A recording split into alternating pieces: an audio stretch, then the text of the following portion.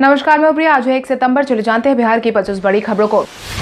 बिहार में कोविड-19 प्रभावितों की संख्या पहुंची 1,36,000 के पार। बिहार में कोविड-19 प्रभावितों की संख्या लगातार बढ़ती जा रही है। स्वास्थ्य विभाग की तरफ से साझा की गई जानकारी के अनुसार बीते दिन पिछले 24 घंटे में 1,324 नए मरीजों की पुष्टि की गई है, जिसके बाद संक्रमितों की कुल संख्या 1,36,337 पर पहुंच गई है। अगर हम प्रभावित जिलों की संख्या की बात करें तो अररिया में 22, अरवल में 19, औरंगाबाद में 27, बांका में 13, बेगूसराय में 36, भागलपुर में 125, भोजपुर में 43, बक्सर में 24, दरभंगा में 18, पूर्वी चंपारण में 52, गया में 52, गोपालगंज में 58, जमुई में 14, जहानाबाद में 14, कैमूर में 7, कटिहार में 14, खगड़िया में 20, किशनगंज में 12, लखीसराय में 17, मधेपुरा में 42, मधुबनी में 68, मुंगेर में 10, मुजफ्फरपुर में 72, नालंदा में 34, नवादा में 3, पटना में 154, पूर्णिया में 65, रोहतास में 20, सहरसा में 33, समस्तीपुर में 40, सारण में 26, शेखपुरा में 14, शिवहर में 12, सीतामढ़ी में 27, सिवान में 24, सुपौल में 31, वैशाली में 30, पश्चिम चंपारण में 28। वहीं कोविड-19 से ठीक होने वाले मरीजों की संख्या में भी लगातार बढ़ोतरी देखी जा रही है। स्वास्थ्य विभाग की तरफ से बीते शाम 4 बजे तक जारी किए गए अपडेट के अनुसार कुल मिलाकर 1,19,572 मरीज ठीक हो चुके हैं। वहीं 694 लोगों की जान जा चुकी है। प्रणब मुखर्जी की दुनिया से अलविदा कहने पर मुख्यमंत्री नीतीश कुमार समेत कई नेताओं ने जताया शोक। पूर्व राष्ट्रपति प्रणब मुखर्जी ने बीते दिन दुनिया को अलविदा कह दिया है। वहीं उनके गुजरने के बाद मुख्यमंत्री नीतीश कुमार समेत कई नेताओं ने शोक व्यक्त किया है, जिसके तहत मुख्यमंत्री नीतीश कुमार ने कहा है कि प्रणब मुखर्जी प्रख्यात राजनेता, कुशल प्रशासक, प्रखर वक्ता और राजनीति के ऐसे अजात शत्रु थे जिन्हें पक्ष और विपक्ष समान रूप से आदर और सम्मान देते थे। वहीं कांग्रेस के प्रदेश अध्यक्ष डॉक्टर मदन मोहन झा ने भी राष्ट्रपति प्रणब मुखर्जी के गुजरने पर शोक संवेदना व्यक्त की है। वहीं लालू राबड़ी और तेजस्वी यादव ने भी शोक जताया है। बिहार के प्रवासियों के लिए आई खुशखबरी। बिहार के हर जिले में छोटे उद्योग खोले जाने का सिलसिला शुरू हो गया है, जिसके परिणाम स्वरूप अब जिले में कुल मिलाकर 189 छोटे उद्योग को खोलने की योजना बनाई जा रही है, जिसको लेकर जिला औद्योगिकी के नवप्रवर्तन योजना के तहत खोले जाने की तैयारी की जा रही है। इसके लिए सरकार ने सभी जिलों को 50-50 लाख रुपए आवंटित कर दिए हैं। आपको बता दें, बेगूसराय और कैमूर में 4 जगह काम शुरू होने का दावा उद्योग विभाग की तरफ से पहले ही किया जा चुका है, जहां छोटे उद्योग में प्रवासी श्रमिकों का समूह बनाकर उन्हें रोजगार दिया जा रहा है। हर समूह पर 10 लाख रुपए खर्च किए जाने हैं। पूर्व आईएएस अधिकारी आर.के. महाजन को बनाया गया बीपीएससी का नया अध्यक्ष। पूर्व आईएएस अधिकारी आर.के. महाजन को बीपीएससी का नया अध्यक्ष नियुक्त कर दिया गया है। बिहार लोक सेवा आयोग के अध्यक्ष शिशिर सिन्हा का कार्यकाल 19 जुलाई को समाप्त हो जाने के बाद राज्य सरकार ने आर.के. महाजन को यह जिम्मेदारी सौंपी है। राज्य सरकार के अपर सचिव हिमांशु कुमार राय ने इस संबंध में अधिसूचना जारी कर दी थी। सामान्य प्रशासन विभाग की तरफ से जारी किए गए अधिसूचना के मुताबिक 1987 बैच के आईएएस अफसर आर.के. महाजन को उनकी सेवानिवृत्ति के बाद 1 सितंबर से यानी कि आज से बीपीएससी का नया अध्यक्ष नियुक्त किया गया है। 14 लाख से अधिक बाढ़ प्रभावितों के खाते में अब तक भेजे गए करोड़ों रुपए। बिहार के अलग अलग जिलों में 14,14,225 बाढ़ प्रभावित परिवारों के बैंक खाते में राज्य सरकार ने 6-6 हजार की सहायता राशि भेज दी है, जिसके बाद बिहार सरकार की तरफ से कुल मिलाकर 848 करोड़ 65 लाख की राशि भेजी जा चुकी है। बाकी प्रभावित परिवारों के खाते में राशि भेजने की योजना बनाई जा रही है। आपदा प्रबंधन विभाग के अपर सचिव रामचंद्र डू ने इसको लेकर प्रेस कॉन्फ्रेंस का आयोजन करवाया था, जिसके बाद इस बात की जानकारी दे दी गई है। गंगा, कोसी और पुनपुन को छोड़ सभी नदियां पहुंची लाल निशान के नीचे। बाढ़ प्रभावित जिलों के लिए राहत भरी खबर सामने आई है, जिसके तहत बिहार में गंगा, पुनपुन और कोसी को छोड़कर सभी नदियां लाल निशान के नीचे आ गई है। उनको नदियों का जल स्तर तेजी से नीचे आ रहा है। मंगलवार तक इसके अपनी सीमा में आ जाने की उम्मीद जताई गई है। गंडक और बूढ़ी गंडक नदियां भी लाल निशान के नीचे दर्ज की गई है। वहीं कोसी, बलतारा और कुर्सेला में अभी भी लाल निशान के ऊपर नदियों को दर्ज किया गया था। वहीं बीते दिन तक राज्य में गंगा भी अपने 3 स्थलों पर लाल निशान के ऊपर बह रही थी। बिहार के दिव्यांग नीतीश को अजात शत्रु सम्मान से किया गया सम्मानित। बिहार के दिव्यांग नीतीश को अजात शत्रु सम्मान से सम्मानित किया गया है। वहीं गोपालगंज के रहने वाले नीतीश ने दिव्यांग होने के बाद भी दूसरे दिव्यांगों की मदद हमेशा की है। सबसे खास बात यह है कि चंडीगढ़ में आयोजित बोर्शिया प्रतियोगिता में उनके सिल्वर मेडल से उन्हें नवाजा जा चुका है। वहीं नीतीश कुमार सिंह को नेशनल कैटेगरी में अजात शत्रु सम्मान दिया गया है। कुचायकोट प्रखंड के उच्चका गांव निवासी नीतीश कुमार सिंह यह सम्मान पाने वाले देश के पहले युवक बन गए हैं। वहीं जिले के लालपुर नेशनल कैटेगरी में सम्मान मिलने पर लोगों में काफी ज्यादा उत्साह भी देखने को मिला है। बिहार के जल संसाधन मंत्री संजय झा ने की विदेश मंत्री एस जयशंकर से मुलाकात। विदेश मंत्री एस जयशंकर से मिलने बीते दिन बिहार के जल संसाधन मंत्री संजय झा पहुंचे थे, जहां पर इन दोनों के बीच हुई मुलाकात ने संजय झा के नेपाल के नकारात्मक रवैये का जिक्र करते हुए विदेश मंत्री से पहल करने का अनुरोध किया है। मीडिया हाउस की एक रिपोर्ट के अनुसार संजय झा ने बताया है कि नेपाल में आने वाले पानी के चलते बाढ़ की समस्या हर साल हो जाती है, जिससे रोड, ब्रिज, बिजली के पोल सबसे ज्यादा प्रभावित होते हैं। इसके अलावा कृषि क्षेत्र में भी भारी नुकसान होता है। बिहार में बाढ़ की समस्या के चलते हर साल करोड़ों का नुकसान होता है। इसलिए डैम कैसे बनाएं, इस पर बात जरूरी है, साथ ही इसका दूसरा समाधान हो, इस पर भी चर्चा होनी जरूरी है। आज बिहारी पहचान में हम बात करेंगे संदली सिन्हा की। संदली सिन्हा भारतीय बॉलीवुड अभिनेत्री और मॉडल है, जिन्होंने तुम बिन में पिया का किरदार निभाया था और उसके बाद से वो उसी किरदार के लिए घर घर में पहचानी जाने लगी। संदली सिन्हा का जन्म बिहार के मुजफ्फरपुर जिले में हुआ था। उन्होंने अपने करियर की शुरुआत सोनू निगम के संगीत वीडियो दीवाना के साथ की थी। वहीं यह संगीत ही था जिसने संदली को उनकी पहली फिल्म तुम बिन दिलवाया था, जिसका निर्देशन अनुभव सिन्हा ने किया था और इसके निर्माण भी उन्होंने किया था। वहीं इस फिल्म में संदली सिन्हा ने एक भोली महिला पिया की भूमिका निभाई थी। हालांकि संदली सिन्हा ने फिल्मी करियर में कुछ खास कमाल नहीं किया, लेकिन उन्होंने अपने पूरे जीवन में मात्र 3 से 4 फिल्मों में ही काम किया है। हालांकि अब वो एक बेहतरीन बिजनेस महिला बन गई हैं। भाजपा किसान मोर्चा के वर्चुअल सम्मेलन में उप मुख्यमंत्री सुशील कुमार मोदी ने कही अहम बात। भाजपा किसान मोर्चा के वर्चुअल सम्मेलन में उप मुख्यमंत्री सुशील कुमार मोदी ने किसानों को लेकर कई बातें कही हैं, जिसके तहत उन्होंने सम्मेलन को संबोधित करते हुए कहा कि डेडिकेटेड कृषि फीडर के माध्यम से अब तक राज्य के 1,42,000 किसानों को कृषि कनेक्शन दिया जा चुका है। प्रति यूनिट 6.15 रुपए लागत की बिजली का किसानों में मात्र 65 पैसे लिया जा रहा है और 5.50 रुपए सरकार की तरफ से वहन किया जा रहा है। अगले कार्यकाल में राज्य सरकार सौर ऊर्जा आधारित कृषि पंप को प्रोत्साहित करेगी। वहीं किसान सौर ऊर्जा पैनल में उत्पादित अतिरिक्त बिजली विद्युत कंपनियों को बेचकर अन्नदाता के साथ साथ ऊर्जा दाता भी बनेगी। बिहार के 20 शिक्षकों को शिक्षक दिवस के दिन मिलेगा सम्मान। आगामी शिक्षक दिवस के मौके पर बिहार के 20 शिक्षकों को राज्य शिक्षक पुरस्कार से सम्मानित किया जाएगा। प्राथमिक शिक्षा निदेशक डॉक्टर रंजीत कुमार सिंह ने शिक्षक दिवस के मौके पर सभी शिक्षकों को पुरस्कृत करने की सूचना जारी की है। पत्र में कहा गया है कि 5 सितंबर को राधाकृष्णन के जन्मदिन पर शिक्षक दिवस के अवसर पर राज्य शिक्षक पुरस्कार हेतु आप सबको सम्मानित किया जाएगा, जिसमें अरविंद कुमार चौधरी, चंद्रशेखर प्रसाद साहू, देवनारायण कामत, सदानंद पाल, डॉक्टर राम सेवक झा, डॉक्टर किरण बाला, अशोक कुमार, विनोद कुमार, प्रशांत कुमार, राजीव रंजन, अनिल ठाकुर, सुष्मिता सानियाल, ताहिर हुसैन, हुरमत बानो, पूनम कुमारी, बालकिशोर पासवान, अनिमा कुमारी, अस्मिता ठाकुर, सुनीता कुमारी और अंजना सिंह को पुरस्कार के लिए चयनित किया गया है।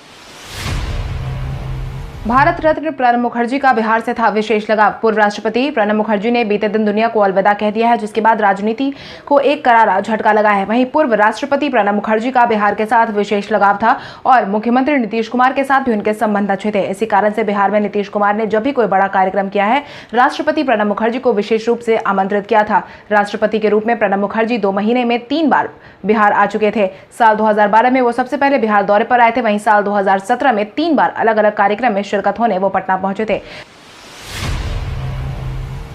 जीतन राम मांझी की पार्टी एक बार फिर फंसी बीच मझधार। आगामी विधानसभा चुनाव से पहले मांझी की नाव बीच मझधार में नजर आ रही है। वहीं इनके नाव का किनारा 2 सितंबर को लगाने की उम्मीद जताई जा रही थी, मगर राजनीतिक गलियारे से आई खबरों के अनुसार 2 सितंबर की बैठक को स्थगित कर दिया गया है। पार्टी की तरफ से बताया गया है कि 2 सितंबर को जीतन राम मांझी तीसरे मोर्चे की बैठक करने वाले थे, लेकिन मांझी की यह बैठक स्थगित हो गई है। हालांकि बैठक को स्थगित किस वजह से किया गया, यह जानकारी फिलहाल साझा नहीं की गई है।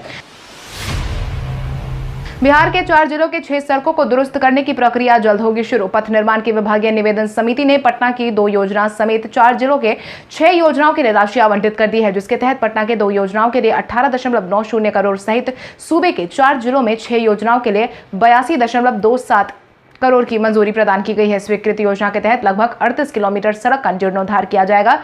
साथ ही एक उच्च स्तरीय पुल का भी निर्माण जल्द ही किया जाएगा। पथ निर्माण मंत्री नंदकिशोर यादव ने इस बात की जानकारी दे दी है।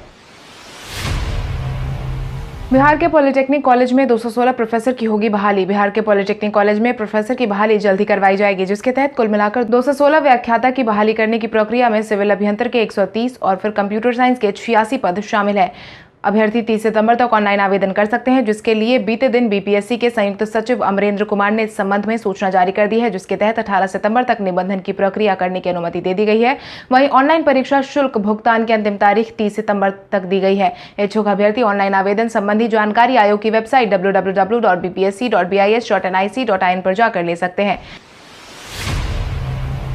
नीट और जेईई के परीक्षार्थियों के अभिभावक के रहने की नहीं होगी अब कोई परेशानी। नीट और जेईई परीक्षा का आयोजन लगभग तय माना जा रहा है। वहीं परीक्षा को लेकर छात्रों को होने वाली परेशानियों का निवारण भी अब किया जा रहा है, जिसके तहत छात्रों की आवाजाही का मुद्दा सबसे ज्यादा उठाया जा रहा था। वहीं अब बिहार सरकार ने अपनी तरफ से सभी को आश्वस्त किया है कि परीक्षार्थियों को आने वाले परीक्षा में कोई परेशानी नहीं होगी, जिसके तहत सभी जिलों के डीएम को पत्र लिखकर यह आदेश दिया गया है कि नीट और जेईई के परीक्षार्थियों को किसी भी तरह की कोई रोक टोक न की जाए। इसके अलावा राज्य के सभी स्थानों पर परीक्षार्थियों के अभिभावकों को भुगतान के आधार पर होटल में रहने की पूरी व्यवस्था मिलेगी। छात्रों ने किया शिक्षा मंत्री के घर का घेराव। शिक्षा मंत्री के घर का घेराव किया गया है, जिसके तहत छात्रों ने कहा है कि राज्य सरकार जहां स्टूडेंट क्रेडिट कार्ड को लेकर बड़े बड़े दावे कर रही है, वहीं पूरी तरीके से ये सब गलत है। छात्रों ने स्टूडेंट क्रेडिट कार्ड में गड़बड़ होने की बात कही है, जिसके तहत शिक्षा मंत्री कृष्णनंदन वर्मा के आवास पर छात्रों ने घेराव किया है। प्रतिभाशाली छात्र छात्राओं ने साफ तौर पर कहा है कि स्टूडेंट क्रेडिट कार्ड योजना के तहत दिए जाने वाले लोन उन्हें नहीं मिल रहे हैं। उच्च शिक्षा के लिए दिए जाने वाले लोन में कोताही बढ़ती जा रही है। नीट और जेईई परीक्षाओं को लेकर राज्य सरकार ने ईसीआर से किया अनुरोध। आगामी जेईई और नीट की परीक्षा को लेकर सरकार अपनी तैयारियों में लगी हुई है। वहीं अभ्यर्थियों के आवागमन की सुविधा को ध्यान में रखते हुए बिहार राज्य के अंदर अंतर जिला और लोकल यात्री ट्रेन के परिचालन के लिए अनुरोध किया गया है। इस संबंध में सोमवार को उच्च स्तरीय बैठक के बाद यह निर्णय लिया गया है। मंगलवार को परिवहन सचिव, जिलाधिकारी पटना, एसएसपी और अन्य संबंधित पदाधिकारियों के साथ बैठक होने वाली है, ताकि परीक्षार्थियों को किसी भी तरह की समस्या न हो।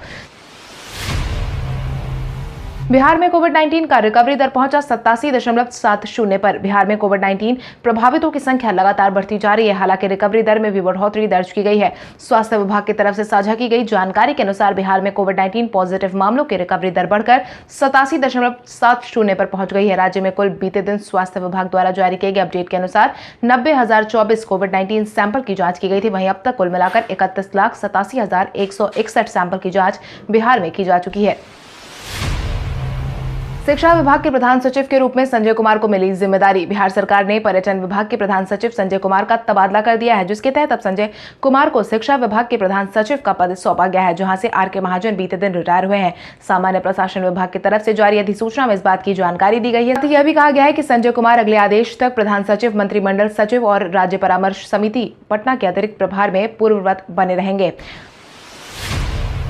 भाजपा ने आगामी विधानसभा चुनाव में गढ़ा नया नारा। बिहार भाजपा के प्रदेश अध्यक्ष डॉक्टर संजय जायसवाल ने आगामी विधानसभा चुनाव से पहले खेती का मुद्दा उठाया है। वहीं इसके लिए भाजपा की तरफ से नया नारा भी गढ़ा गया, जिसके तहत भाजपा ने बीते दिन आत्मनिर्भर किसान, आत्मनिर्भर बिहार के नारे को अपना मिशन स्टेटमेंट बनाया है।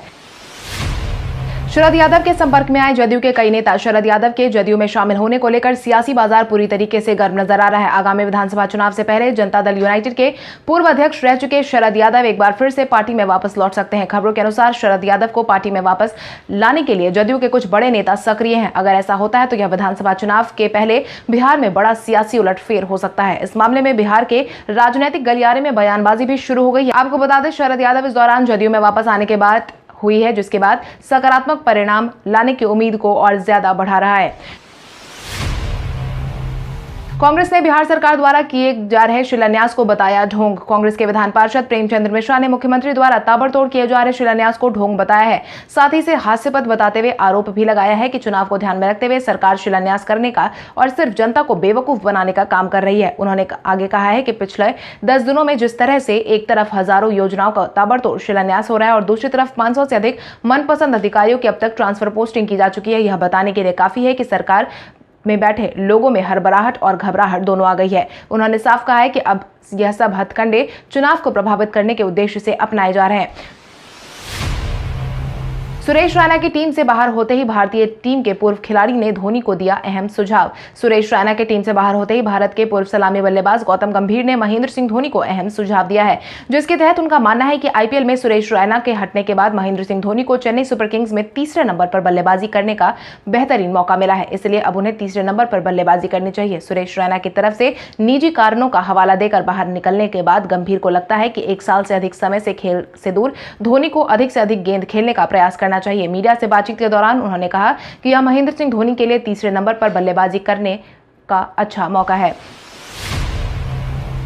व्हाट्सएप के प्राइवेट चैट को सीक्रेट रखना हुआ अब आसान। अगर आप भी व्हाट्सएप पर अपने प्राइवेट चैट को सीक्रेट रखना चाहते हैं तो आपके लिए आज हम कुछ उपाय बताने वाले हैं, जिसके तहत सभी यूजर जिन चैट्स को किसी के साथ भी शेयर नहीं करना चाहते उस पर्सनल चैट को बिना डिलीट किए आसानी से छिपा सकते हैं। सबसे पहले व्हाट्सएप को आप ओपन करें। इसके बाद जो चैट को आप छिपाना चाहते हैं उस पर थोड़ी देर प्रेस करके रखें। अब आपको आर्काइव ऑप्शन दिखाई देगा, उस पर क्लिक करें। इतना करने के बाद आपका निजी चैट छिप जाएगा। कल हमारे द्वारा पूछे गए सवाल का जवाब आप में से बहुत सारे यूजर ने हमें कमेंट करके दिया था, उसके लिए आपका बहुत बहुत धन्यवाद। आप में से जिन यूजर का कमेंट हमें अच्छा लगा है उनके नाम है हिमांशु राज, अमित कुमार, अजय कुमार यादव, चुन्नू कुमार यादव, सिद्धार्थ राज, बबीता यादव, जामिया अशरफुल, अरुण कुमार, मिथिलेश कुमार, आकाशदीप पुन्ना, पंडित राजीव कुमार, अमन टैगोर, निकू कुमार, हरिराम कुमार, सोमनाथ कुमार, विजय स्टडी जोन। इसके अलावा हमारी टीम को और भी लोगों के जवाब अच्छे लगे, मगर समय के अभाव के कारण हम उनका नाम नहीं ले पाए, लेकिन आप हमारे सवालों का जवाब देते रहे, हम कल आपका नाम लेने की पूरी कोशिश करेंगे। तो चलिए बढ़ते हैं आज के सवाल की ओर। आज का सवाल कुछ इस प्रकार है, आपके अनुसार आईपीएल से सुरेश रैना के टीम से बाहर जाने के बाद महेंद्र सिंह धोनी को तीसरे नंबर पर बल्लेबाजी करनी चाहिए या नहीं? अपने जवाब हमें कमेंट करके जरूर बताएं। इसके साथ ही आज के लिए बस इतना ही। अगर आप ये वीडियो हमारा यूट्यूब पर देख रहे हैं तो हमारे चैनल को सब्सक्राइब करें और बेल आइकन दबाना ना भूलें, और अगर आप ये वीडियो हमारा फेसबुक पर देख रहे हो तो इस वीडियो को लाइक करें और ज्यादा से ज्यादा शेयर करें। धन्यवाद।